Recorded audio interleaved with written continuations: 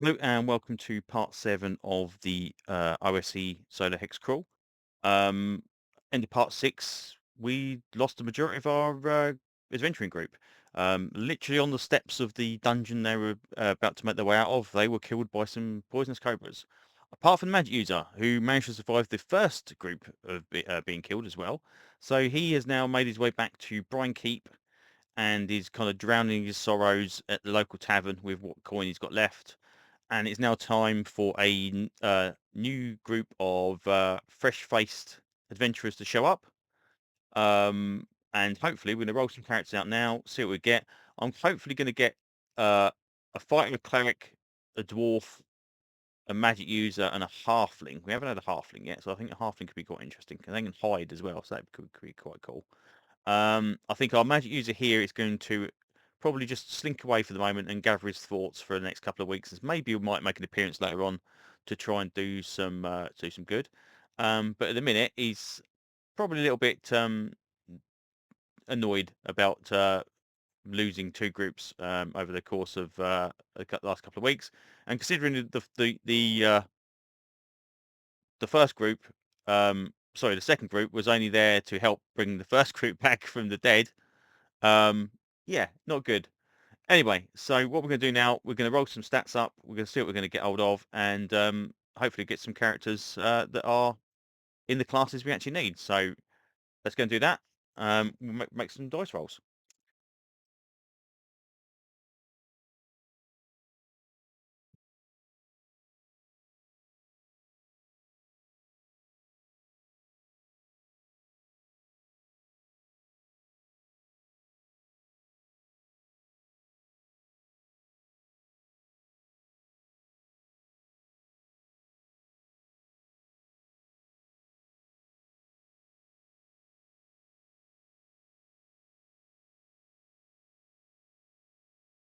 Okay, so these are the stats we've got hold of. Um, Very charismatic group apparently. 15s, 13s, and 12s and 10s, and so that's pretty good. Not that it makes much of a difference. But if that's important to reaction rolls and obviously hiring of retainers, then I think we should hire some retainers. So we're going to have a group and some retainers like last time. I think what we'll do is we'll make a couple of rolls and see that's like a 1 in 6 chance maybe every day that they find a retainer, and we'll do that for a week and see what they can get. So we maybe have three to five retainers. I think three is probably the maximum we really want to go for. Um, but as for character classes, you'd say this has to be our fighter with 15 strength, but yeah, it's got 16 intelligence, but 5 con. This is the problem. I don't know. Um, I think it might be better if this is our fighter with 14 strength and 13 con. So that would make them being slightly more hardy, because all very well hitting hard, but if you've got 1 hit point, it's going to do much very good of anything. Um, then we wanted a dwarf, which is a minimum con of 9, sorry. Um, so I think our dwarf is going to be this one. Although, saying that, our halfling needs a con of 9 and a dex of 9. Well, that's a con of 9 and a dex of 9. So that's going to be our halfling. Um, then we wanted a cleric, a thief. So best dexterity, not massively important. That's dex, isn't it? Yeah. Dex is 6. Dex of 13. Dex of 10. Dex of 10. Dex of 8. This, I think, is going to be our thief. That's 4. We want a cleric.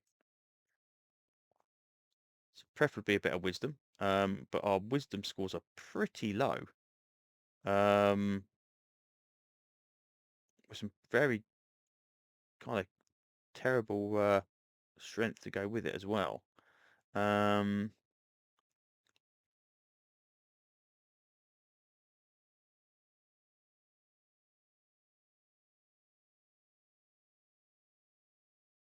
I just shout. I really want to waste that 15 strength. Wisdom 8, wisdom 9, wisdom 12.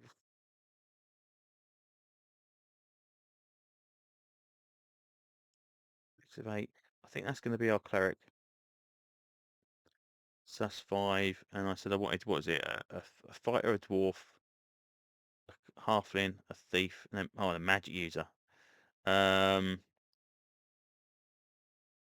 to be our magic user. This one here has to be our magic user. 16 intelligence. That's our magic user. That gives us 6 in a group, which I think is a good number to go. So we've got front line, the back line, three twos. So we've got a front line, a middle line, and a back line. And then whatever NPCs we can hire as well. Just double check these numbers, make sure nothing jumps out as being important. No, 13. Is that better strength there? Yeah. Better con. Halfling. 1 point of con, but 1 point strength back. Everything else is low. Wisdom, yeah. Minimum dex, minimum con, that works there. Yeah, charisma's kind of the deciding factor, so I don't think we really need that. So I think we'll stick with that. We'll go for a group that's fighter, dwarf, cleric, magic user, thief, and halfling. And we'll do what I did last time. I'll fill out the character sheets. Or tell you what we'll do. I will roll some gold now. So 2d6 times 10, so that is 40 for our thief. Is it 2d6 times 10? I'm going to double check now. That seems very, very low. Maybe it's 3d6 times 10.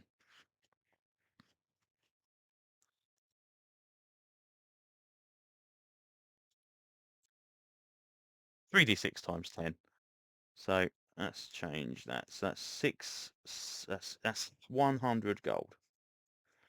Okay, our magic user is going to have 100 gold. Our fighter is going to have 50, 60, 70, 80, 90, 100 gold. Okay, I see a theme here. Oh, wow. Our halfling is going to have 170 gold. Our cleric is going to have 90 gold. And our dwarf is going to have 60, 70, 80, 90, 100 gold. Okay, so about an average of that. So our halfling is going to come out this slightly above in the gold stakes. Also, interesting enough, I was looking at the rule cyclopedia, just for the sake of working out some optional weight for items, because obviously BX doesn't, or well, OSE doesn't track weight for items that aren't armor and weapons. So I was just to kind of get an idea of how much stuff should weigh. And I came across the food situation, which basically standard rations should weigh 200 coins in Cyclopedia. And there's also a caveat in there that if you take them into dungeons, they spoil literally like within 1 day or a couple of days.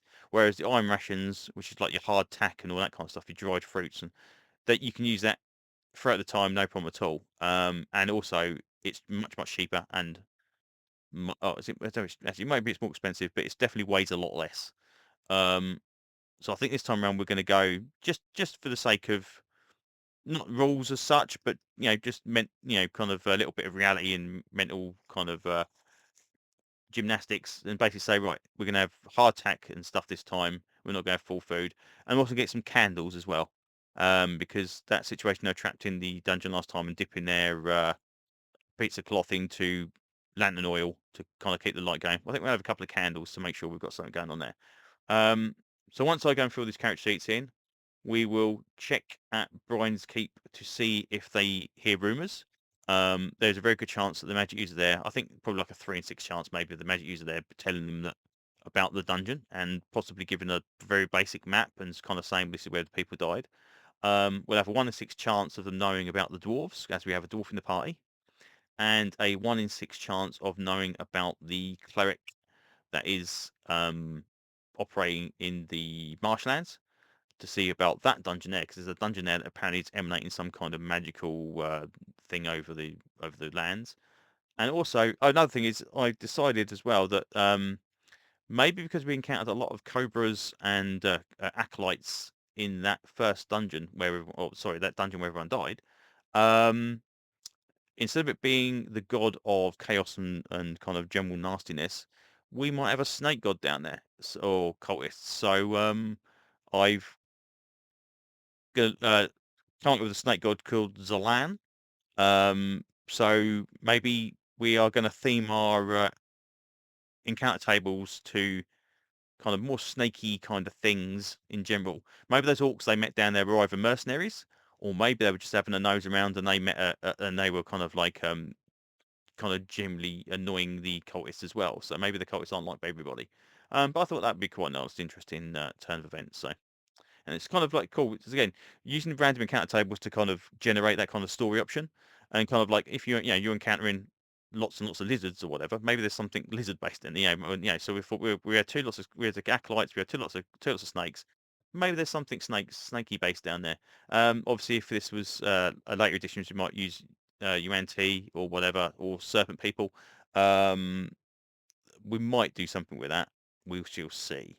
I think they're from the OSE stats for certain people that I've seen are quite hardy, I believe. 5 to 7 hit dice. I could be wrong. Anyway, we'll look into it. But yeah, it's just an idea. So anyway, enough rambling for now. I will go and write these characters up, and we will come right back and decide what rumors they've heard and where they're going to head off to. Okay, so we've filled out character sheets. Um, I did change the cleric's stats to option 7 because I thought of strength of 6 and a intelligence of 6. Yeah, intelligence of 6 is not good for a cleric in any way or form. So we use those ones, even and it got slightly better stats, but not by a lot. Um, so yeah, uh, dexterity being the worst, but hey, can't have everything. Um, anyway, so we need to roll some hit points. So we will start off with a cleric. Okie dokie. Cleric is 1d6. We have a constitution adjustment of +1. So we have 3 hit points. AC 6, a mason sling. Cleric of Childress, trade, money, and travel. So obviously they're probably using the expedition out into this thing to basically just travel places that have never been before. Most have got water skins. Most have got rations. Got a couple of lanterns in there, a couple of torches in there. We've got some candles, like I said about last time, so that's that. Fighter is going to be D8. Is it not? I'll double check, but I think it is. Fighter's D8. Cool. 5. Constitution bonus +1, so we've got 6 hit points for the fighter. AC 4. Um, we went with plate mail. The only drawback being his dexterity is 8, gives him a +1 to his AC, so he's back up to 4 rather than 3. But all in all, not too bad. Two-handed sword, so we were going for maximum damage, maximum kind of bounce ability from his armor.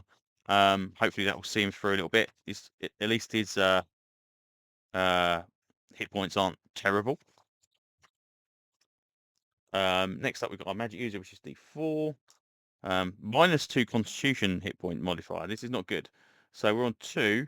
So we have got a 1 hit point magic user. That ain't great. So we'll should go and generate his additional languages using the table in here on a D20.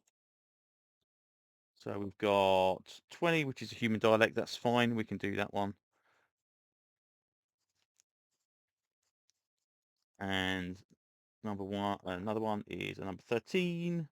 13 is kobold. Okay. Survivability of this guy is probably not looking too good. What we'll do also now is figure out what spells he's got. Okay, so can only learn one spell technically. Let's see what we've got. D12. I think what we're going to do is I'm going to feel generous. We're going to give him Read Magic as an additional spell, even if he doesn't roll it. He gets a 1. Charm Person. Okay. Interesting. So, we have a slightly different offensive with this character. The last Magic user had Tens Floating Disc, I believe. So we've actually got something now that may actually stop people in their tracks at least for a short while. Will help, I don't know. Anyway, that's that one. Our Thief is D4. Yep. Constitution bonus of +1. Great. Okay. 2 hit points. Strength isn't great. Dexterity is okay. Con's okay. Charisma's probably the best at 15. We've got short bow and short sword. So that's that. And then we have our dwarf with a constitution bonus of +1. And a dwarf is, I believe, the 8 again. Yes, it is. 5 hit points. Okay, battle axe on this one. And chainmail. And then we have our halfling as our last character. D6 hit points. +1 constitution modifier. 4 hit points. 4 AC with chainmail and a shield. Short bow, short sword, and also that 90% chance of hiding outside and 2 and 6 inside. So I think we're going to see a little bit of hiding from this chap and then kind of striking from cover. But we'll see. Anyway, so that's those. I think what we'll do now is let's check the highest charisma. I believe the highest charisma we've got is 15, which is, yes, that's 15. Which is a +1.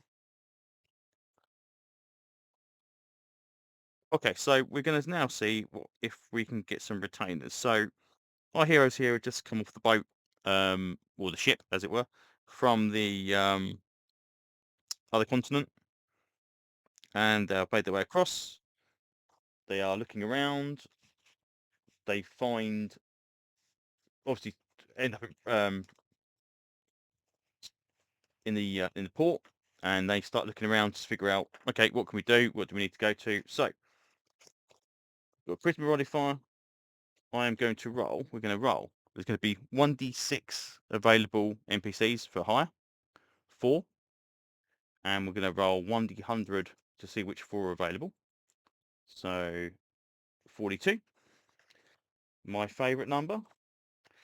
All those Hitchhikers fans out there.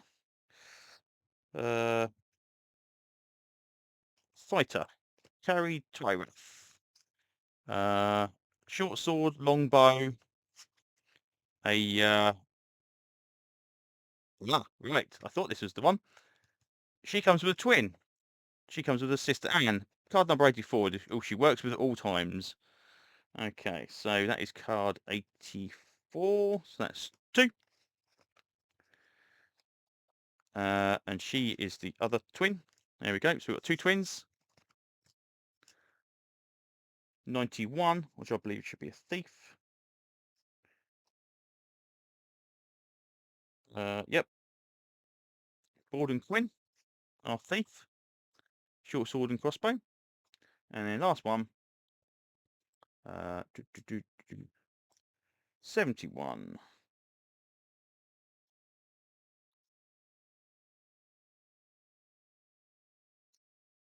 Magic user. Gianni Dane. Protection from evil. Speaks dragon and Medusa. She has the warrior spirit. Belongs to an ancient tradition of warriors that use magic to enhance their combat skills. She's trained extensively to improve her physical prowess as well as a potential magical potential. I do believe, yes, she's got a strength of 16, dex of 16, a con of 14. So she's pretty good at that. Borden is superstitious and constantly on the lookout for signs of bad luck. Needs to succeed on a morale check before he'll perform any task with the presence of any unlucky phenomena. So that should be interesting. Right, so let's grab the rules.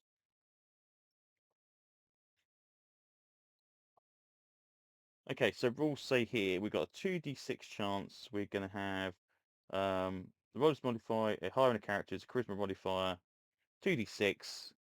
We're basically going to be offering them maybe a few gold coins out of the 39 I think they're left over from the magic user, and then um,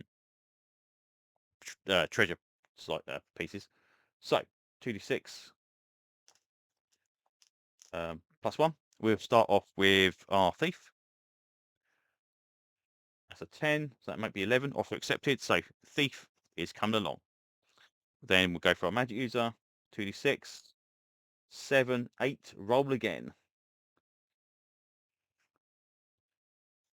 That'll be 8. That makes it 9. Offer accepted. We're done, and then we'll do the twins as a single roll. 3, 6. Roll again. Oh dear. 5. Offer refused. Okay, so the twins are not coming along,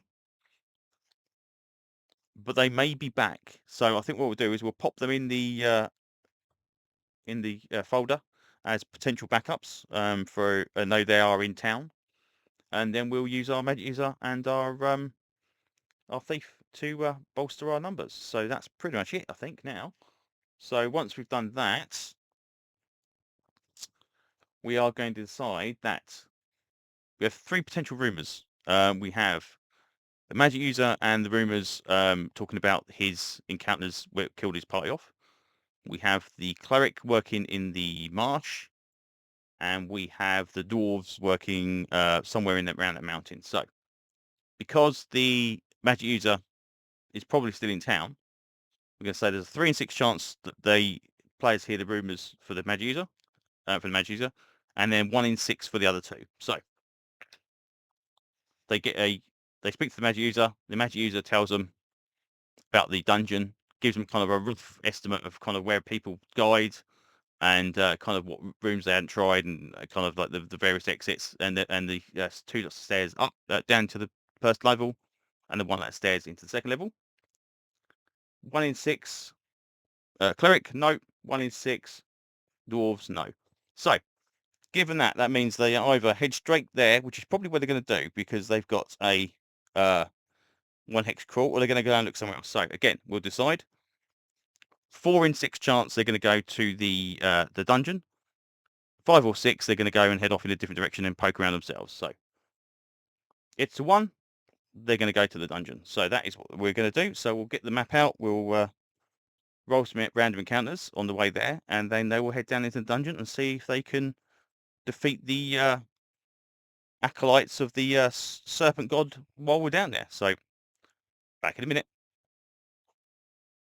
Okay, so roughly 6 in the morning, maybe like 3 days after the magic user returns, they've got time to kind of interview their people and decide where they're going to go. They head out from Brine Keep. We go up the road. The dungeon is in hex number 4, just on this end here. So as we get into the first hex, we're going to roll for a random encounter. We have no random encounter. They continue onwards. They get to the dungeon roughly kind of 10 o'clock in the morning, probably by the time it gets there. Kind of looking to poke around, maybe a little bit searching. Eventually find the dungeon entrance, and they head in. And yeah, so also that's also check we're going to do. Let's see what entrance they find. So they on a 1 to 3, they find the original entrance that the other group found first of all. On a 4 to 6, they find the second set of stairs that were more concealed, but probably nearer the road. They find the second set of stairs. So that's going to kind of throw them out a little bit, because obviously the map was drawn by the magic user, and they're probably going to take them a few moments to figure out they're actually on this separate set of stairs. But we will start them off at a separate set of stairs, which I believe, looking at this map, is this set of stairs here. So they're going to head in here. We're going to make our way down these steps, through the secret door, and hopefully they will see where they're going to go to next. Just looking around on the map, we might have a potential secret door here. We've got a T-junction here. which we haven't seen yet. We've got potential secret door here. We've got 2 junctions here. We've got a junction here, and then we have the set of stairs going to level 2. Now, if it was me and I was running this game or playing in this game, I would not be going to level 2 literally the moment you step through the door. So I think we're going to go through here. We're going to make our way through these corridors. We're going to into the main room again, and they'll notice the second stairs. Then we're going to go here, and I think they're going to go probably through these bits here. So let's have a look at that, and yeah, we'll roll some encounters and see how they do. Okay, so we have got our brand new sheet. We need to sort out a marching order, so we're going to have our fighter at the front, then our dwarf. We are going to go for our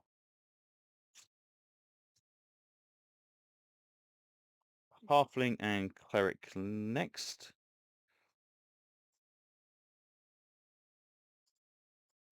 Okay, and then our magic user thief. And I think what we could do is we've got a magic user thief here. I think we're going to have that be our NPC thief, and this one be our and we'll flip it this around. So we're going to have thief here and magic user, and that will be our NPC magic user. So we'll have it like that. They are lawful lines and chaotic lines. So again, the thief needs a oh, that's the wrong one. Here we go. Broad and Queen. So that's on a neutral thief. So that's okay. We haven't got to worry too much about that. We have a movement rate of 60 feet per encounter. Expiration turn even, sorry. So let's have a look. We've got I suppose we should probably they've been told there's a secret door here, but I suppose we should roll to see what's going on. So first round they get into the thing. Second round we get into searching for the secret door. Probably don't need to roll really, thinking about it. They've been told there's a secret door here, so it takes them the full 10 minutes to find it, but because the magic users kind of point out and said, oh yeah, there's kind of a brick or something that you press in, that's fine. So they mess around with that for a little while, and eventually find that. Then we get a wandering encounter. So as they open that door, they get a random encounter. Okay, so interesting. So there's going to be something waiting in this room. We go back to our original mini encounter table. I hope it's not snakes. It's a 5. It's a brand new monster. Okay, so let's see what this one is. Okay, so grabbing our encounter tables. We've got level 1 D20. Let's see, it makes sense as well, because I think we're probably going to have something weird. It's gnomes. Okay, interesting. So that's probably not too bad. So we've got some gnomes down there. We have 6 gnomes. That's probably done a favour. So gnomes we have got. They are lawful or neutral in alignment. So again, 1 to 3 they're lawful, 4 to 6 they're neutral. They are lawful. Cousins to dwarves, whom they get along with. Okay, so they open the door up, the secret door. There's a group of gnomes in there. Our dwarf greets them fervently and basically says, "Okay, what's going on?" And it's like, "Okay, we're kind of just looking around here. We've decided that the possibility to mine this place is a thing. There's dangerous stuff down here, though. We've only had a look around. We can't find anything going on." So they kind of have a little bit of a chin wag, and they give him probably some more directions from some of the rest of the dungeon. The magic users map is kind of brought out, and they look around to see what they can figure out, pointing out the various places that they've been to and whatever, and then they will continue onwards. So I think the gnomes are going to be there. So I think what we'll do is we'll keep the gnomes on the encounter list just in case, because then maybe they're not the only gnomes down here that are kind of having a little explore. And we're 6 days in. Maybe those acolytes that they encountered last time are not here permanently, or maybe they're on lower levels. So maybe they are just kind of, they're here temporarily and now they're out doing their thing and the gnomes have moved in. So we'll put them on the encounter table for a second group. So gnomes, 1d6. Okie dokie. So 10, 20, 30, 40, 50, 60. Just before they go through the other door, we're getting another round done. 10, 20, 30, 40, 50, 60. Just before I open this door, we roll a random encounter. We get another random encounter. Crikey, these guys are not lucky. Okay, bring out the book. 1d8. We have another 5. We have more gnomes. 3 gnomes this time. And we're going to say the same thing. Gnomes are down here. They're kind of like, oh, we're looking around. Yeah, we're looking for treasure. Ain't seen no people though. It's completely bare as far as we can see at the moment. We've just been looking around. Again, dwarf kind of says, hey, we just spoke to your friends. They're up the right. Okay, that's fine. Little bit of a chinwag again. Off we go. So no combat. We carry on. 10, 20, 30, 40, 50. Right, so, okay, so now we're going to make a decision. We're either going to go to the north one, the west, or to the south. Obviously, they know there's a junction here. So 1 to 2, 3 to 4, 5 to 6. 4. So we're going to go into this section here. So that's going to take us into that. That's going to be our 60. And then we're going to go 60 feet onwards. Okay, so we're going to now need to grab our DMG and actually start generating some new dungeon. Let's go and do that.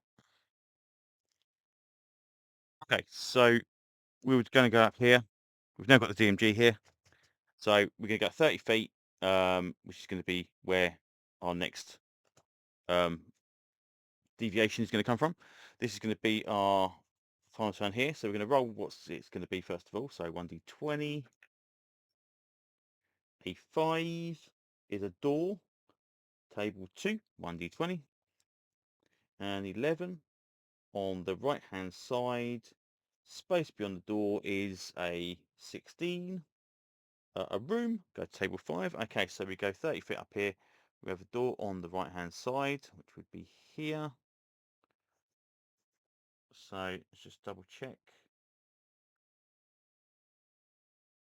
Check again, table 1, unless the door is straight ahead. If another door is not indicated, then okay, right, so we can check again. So that may continue onwards. And there is a room to be checked for, which is table 5. Table 5 is here. A 1d20 again is a 1. It's a square 10 by 10 room. So it's a very, very small room.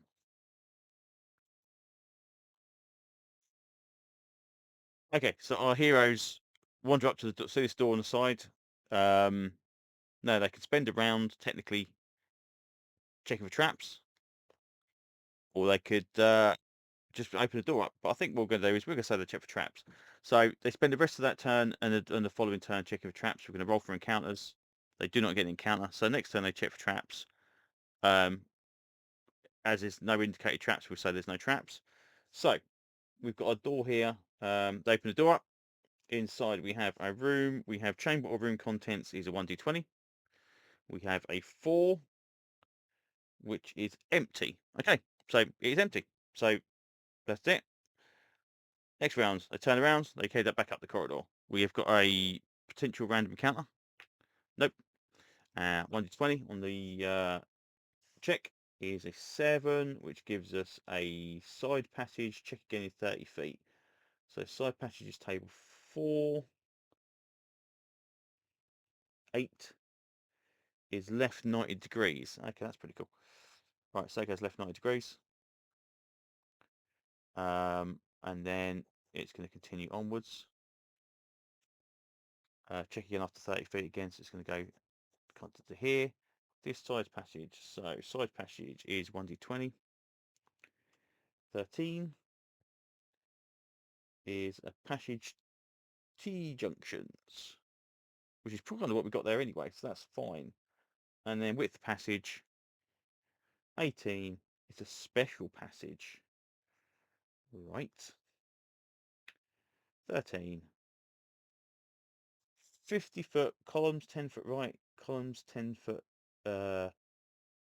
left support, 10-foot galleries. Ooh, okay, this is a huge passage. Okay, so 50 feet passage. Right.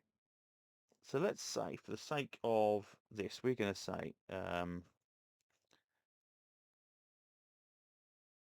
10. So if that's not that. Okay, this is not going to fit unless we run it this way. So for the sake of it fitting, we're going to run it this way. So that's going to be 10, 20, 30, 40, 50. That's going to come down here. 10, 20, 30, 40, 50.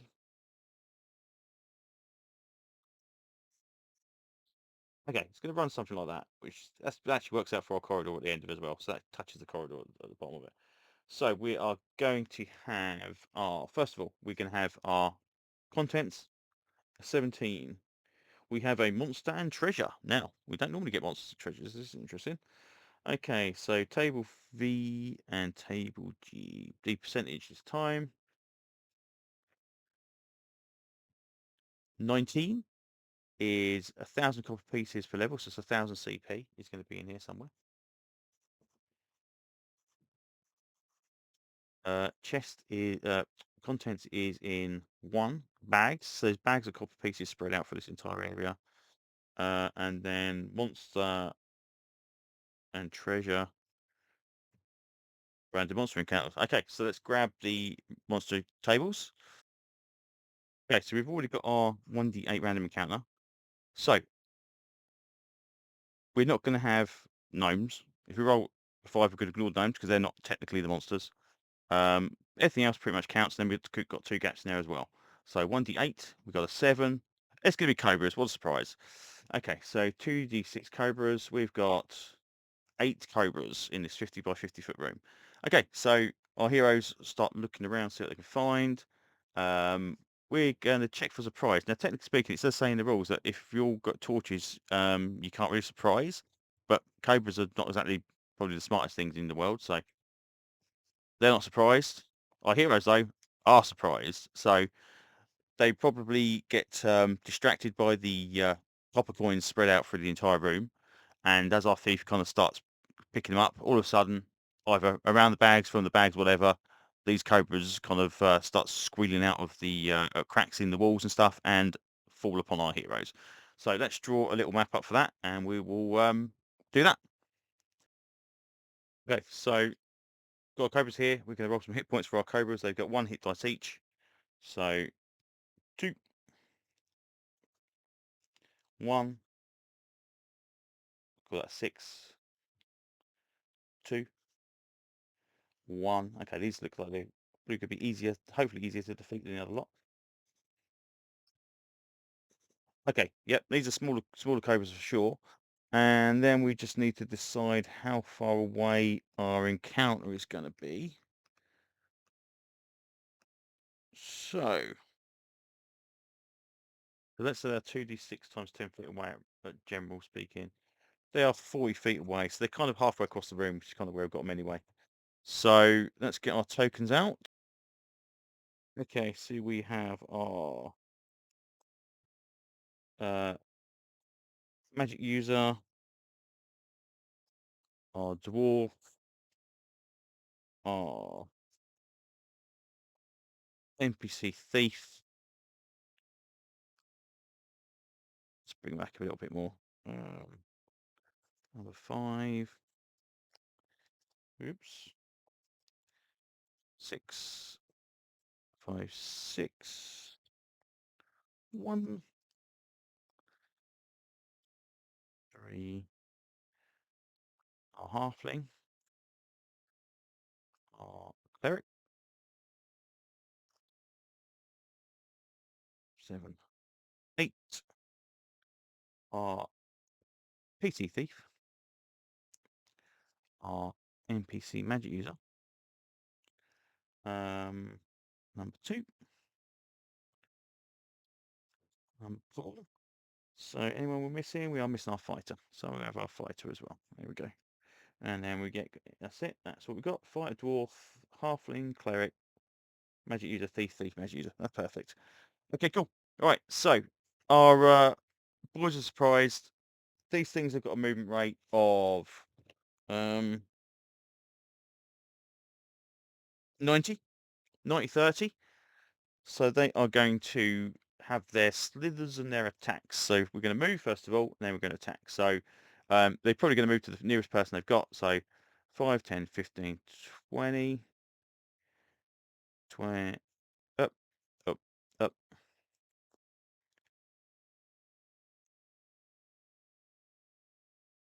It's going to be our movement. 5, 10, 15, 20, 25, 30. Yes, that's okay. That's good enough for me. I say it's pretty decent. Okay, so they can spit on their first round, generally speaking, as a thing, or they can attack. Now, I think we're going to have a combination of both. Because being blind in this is not particularly good. You are in a lot of trouble if you get blinded. So what we're going to say is 1 to 3, it's going to bite. 4 to 6, it's going to spit. It's going to bite. Okay, so that one's going to bite. That one's going to spit. So a bite attack against our thief. Our thief has a AC of 6, which means you're 13 or higher. That is a miss. A spit attack against our thief is going to be the same. It is a miss. So spits. Bite or bite? Yes. No. It's bite and a spit against our fighter. That would be a 5 or better AC. Our fighter has a 4 AC. That is missed by 1. That one is a hit though. That's a spit. So save versus poison for our fighter. 12 or higher. Fighter is blinded straight away. So spit. Cobra comes up, spits in the fighter's face. He's blinded. Okay. Spit against our dwarf. Yes. Dwarf has got an AC of 4, so that's a hit. So dwarf now is a save versus poison. Okay, 8 or higher on this one. 15, successful. Thief, spit, bite. So spit is a 3, it's a miss. 8, I think, is a miss as well. So double check. AC of the thief NPC is 6. Yep. And then a bite or a spit, our NPC magic user, that's a bite. Now, if the NPC magic user's got an AC of 7, which is going to be with a 12 or higher, he's missed. Okay, so our fighter is blinded instantly. That's not a good start for our fighter. And it does say it is permanent blindness. Now, that's not good at all. So next round, initiative. Heroes 2. Right, okay. Now they've all had their spikes and spikes and bits. They've all had their bites and spits, so then they're just going to bite instead. So this is all going to be bites. So against our thief is a 13 or higher. Miss. Hit. 1d3. 1. So that puts him on to 1 hit point. And then a save versus poison. Everybody's favourite. 13 or higher. He fails his save versus poison. Right, so he is now going to die at some point. Okay, against our fighter. No, technically he's blinded, but they're still going to bite him anyway. That's a miss. That's a miss. Dwarf. 17 is a hit. Yep. And save versus poison for the dwarf is a 12. Oh, sorry, an 8. He's not poisoned, but he's taking some damage. He's going to take 3. No, sorry, he's going to take 2 damage, which puts him on to 3. Thief NPC. A 13 is a hit, I believe. 19, 6 AC. Yes, it is. It hits. So you take 3 damage. That puts you on 1, and then your save versus poison. You failed that as well. So the thieves are going to die. This is not good news for the thieves. But he might die anyway because he might get bitten to death before he even gets to stay safe. Nope, he's safe for that one. And our NPC magic user. Okay, that is a miss. Right, so we have people that are going to die, and they're not very happy about it. So both our thieves are kind of like going to start getting panicky. They're going to lash out there, obviously, in their last kind of death throes, as it were. They're going to, I think, it takes a 1d10 turns, so 30 minutes and 10 minutes for our other thief. Okay. So, AC of these things is 7. So, Thaco for our thief is going to be um, a 20. So, that is a 13 or higher. That's a miss. Our half... Oh, sorry. Actually, that's... Before we start that, my mistake. Let's move everybody up and actually get some things in. So, our cleric's going to come in here. Our magic user is definitely not going to go any nearer because our magic users are terrible. This magic user is actually going to back off. And then that's pretty much everybody. Our fighter is going to be kind of flailing around again in the middle of the combat, not going exactly what's going on. It's pretty much surprised. We might have had a quick flash of snake kind of gobbing at him before he managed to get blinded. So, right, so let's start again from a halfling. So, halfling. Thack of 19, which means we need a 12. We have a hit against number 2. And we do 1d6 damage. Because number 2, 6 is dead. We are gone. Okay, fighter cannot attack at all. Our dwarf attacks number 5 for attack of 18, which means we need a 11 or higher. That's a miss. Our cleric can attack that one, and he's got a 19 Thaco. That is a miss. Our thief attacks number 6. Thaco 19.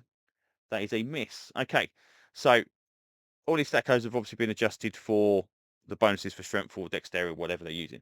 Okay, so that's that. So next round, heroes, AC 2, snakes, AC initiative 4. Snakes go first again. Okay, so snakes are. I think snakes are going to be for this party. This is not good either.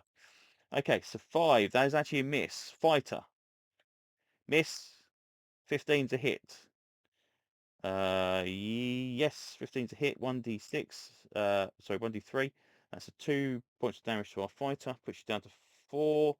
Save versus poison. Okay, fighter is now going to die in 80 minutes. Okay, attack against our dwarf. Hit. 1 damage. And then save versus poison. 8 or more. Successful. Fight against our thief. A hit. Yep, that's a hit.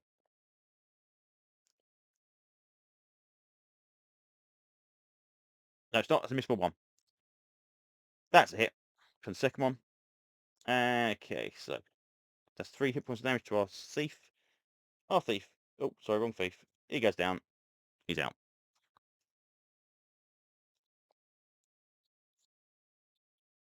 Okay, so we have our thief against number 1 is a hit by 1 point for 1d6. 3 kills it. Our halfling is now again. I keep doing the attacks before I've done the moves. Right, I need to. Right, halfling sees that one's dead. He's going to move into the fighter. That one's going to take there. That's all good. Okay, cool. Right, so halfling 10. That's a miss. Dwarf 10. It's a miss. Cleric 9. That's a miss. Right, we're all done. Unless our magic users have got any spells that can be useful at this current point in time. Nope. So they obviously they'll be casting it next round. They've got charm. One's got charm person, which is not going to help at all. Okay, so next round, snakes. Sorry, heroes first. 2 initiative. Right, snakes are going first again. These snakes are going to cause massive amounts of problem. I can see it's been an issue. Miss against a halfling is a hit. Halfling is saving throw versus poison.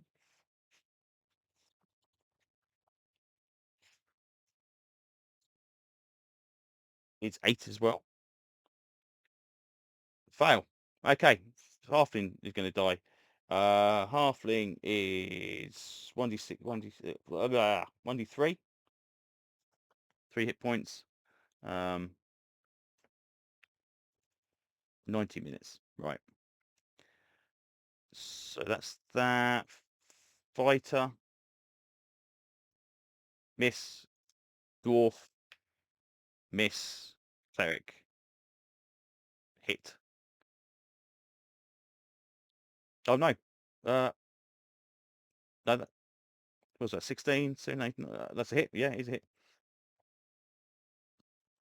2. Cleric save versus poison 11 or better. It's 4. Okay, this is going to wipe everybody out again. This is absolute craziness. Okay, so everyone is now fighting for their lives.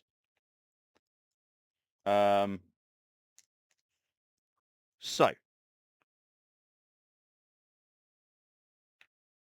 miss from our thief, miss from our halfling, miss from our dwarf, miss from our cleric. Okay, this does not bode well at all. 6 for our heroes this time. 3 for our snakes. Miss. Hit. Okay, 1d6 to number 3 is 5. It's got 1 hit point left. Fight can't do anything. Dwarf, miss. Cleric, hit to number 6. Cleric does 1d6. 2 to number 6. Still standing.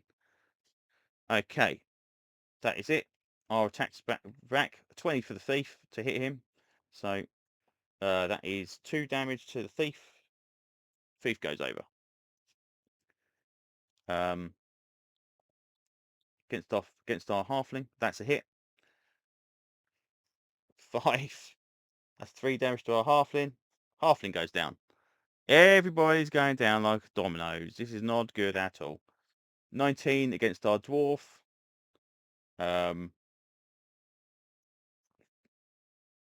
1 damage to our dwarf. Cleric, 20. Oh my, okay, these snakes are killing machines. Okay, against the cleric, 1d6. Okay, oh, the 3 hit points against the cleric. That puts 1-1. And I've got to make a save versus poison for our dwarf as well. That's a fail as well. So our dwarf is now going to die poison. So far, everybody's going to die apart from the magic users. Okay, and then next round. So, a 4 and a 6 for the snakes. Okay, so snakes are going to move. Shockingly enough, they're going to move towards the magic users. And then they're going to attack. So, magic user, miss. Magic user, miss. Fighter, hit. Down.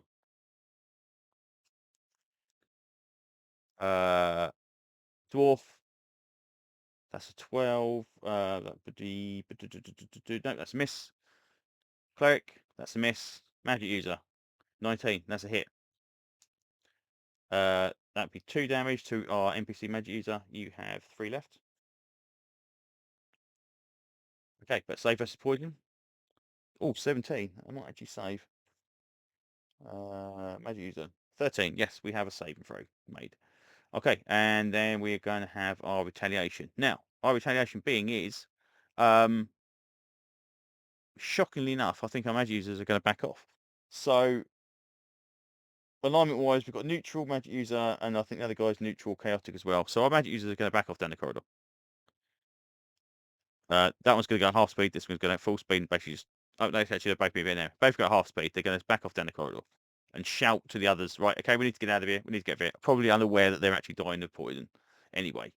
And then we're going to have our retaliation from our dwarf. Gets number 5. 13. That would be a 20. That would hit. So 1d6 against number 5 is a 3. That puts number 5 down. And then our cleric is a miss. That's it. And then we have our next round for our heroes. 5 and a 1. Right, so mad users are gone. They go down the corridor. They head back into that big room we saw originally. Now, technically speaking, our heroes could do the same, because obviously they are now surrounded by bad guys. They can move at half rate, or they can turn and run, and get a +1 to attack for fleeing. But it's not like an attack of opportunity like it is in some of the later rules. It's just basically the next time they're attacked. So I think they're gonna back off, even though they know they back off and head towards the door, and then our snakes are going to kind of come flooding through the doorway. So we're going to have one attack against each of them before they get outside the doorway. A 14 against our dwarf is I believe a hit. 14 plus 4, 18. Nope, that's a miss by 1. And that's a miss. Okay, and so next round. Heroes, 3. Snakes, 5. Right, Snakey against our dwarf, miss. Snakey against our cleric. 12 is a 9. That's 19. Our cleric is 3. Oh, best AC. Yep, that's fine. No, gonna miss that one as well. Right, so and then our heroes are going to back off again. So they back down the corridor. So takes 10 minutes to recover from a combat. So they go down the corridor, back into here, back into this room here. By the time they get into this room here, the snakes kind of mill around. We're going to say that for the sake of chasing them up the road, they're going to just stay in that room and defend what they've been living amongst their nests. Our 2 characters are going to start hefting it down these corridors as best they can. So that is 10, 20, 30 for the next rounds. Right, so okay, so at the end of our the first round of combat is going to be our cleric falls over dead, dies from the poison. Okay.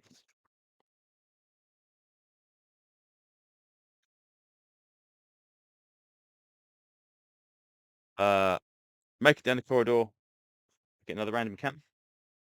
We get 5, nothing. Okay, so that's going to be 10, 20, 30, 40, 50, 60 into that corridor there. 10, 20, 30, 40. Right, that's fine. Okay, so by the time they've got another 3 rounds, that's going at combat encounter speed as well. They don't go run because they don't want to run into any more snakes. So they back out. They dash all the way around here.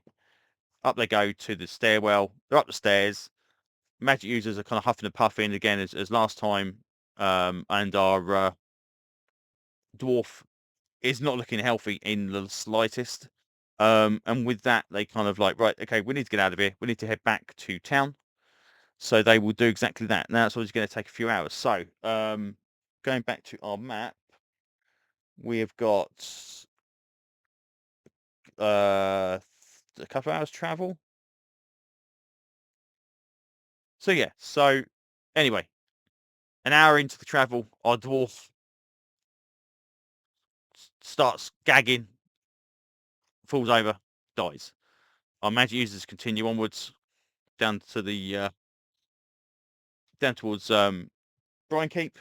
We have 1 random encounter as we cross the border into that hex. We get a 2, we get nothing. So end of that day, they arrive at Brine Keep.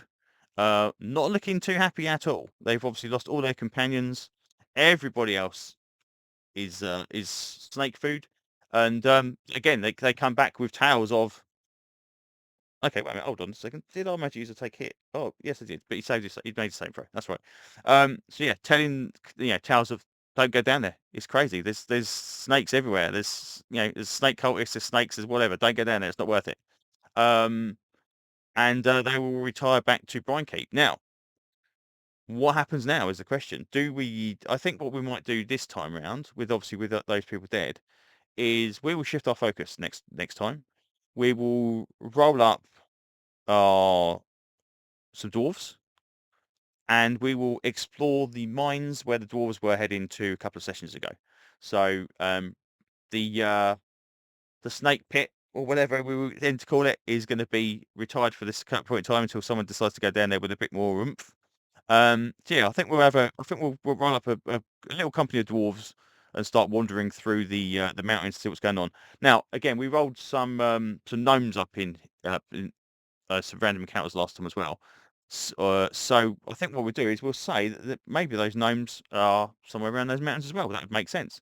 So maybe we have some gnomes that are friendly, or maybe we just have some gnomes that are kind of there, but we'll work that out anyway. So I think we'll have to say, for this one, we'll call it a day again. A near TPK as usual.